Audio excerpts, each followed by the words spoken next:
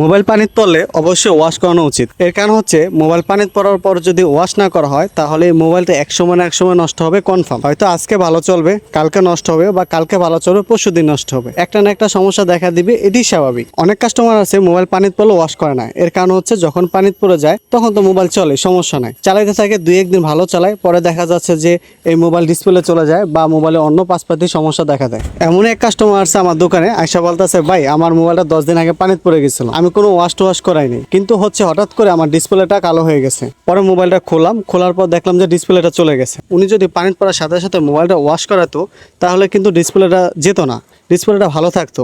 কিন্তু হচ্ছে উনি মোবাইল চলে সেজন্য চালাইছে, পরবর্তীতে দেখা যাচ্ছে যে ডিসপ্লেটা আস্তে আস্তে কালো হয়ে গেছে, নষ্ট হয়ে গেছে। যদি উনি সাথে সাথে ওয়াশ করাইতো তো সেক্ষেত্রে কিন্তু ডিসপ্লেটা সমস্যা হইতো না। তারপর মোবাইলটা হাতে নিলাম, হাতে নিয়ে মোবাইলটা খোলার পর মোবাইলের ডিসপ্লেটা লাগিয়ে দিলাম। তাই অবশ্য কাস্টমারের উদ্দেশ্যে এটাই বলবো, যদি মোবাইল পানিতে পড়ে যায় সাথে সাথে ওয়াশ করাবেন। যদি সম্ভব না হয় 1 থেকে 2 দিন পর হলেও ওয়াশ করাবেন। ওয়াশ না করে মোবাইল চালানো উচিত নয়।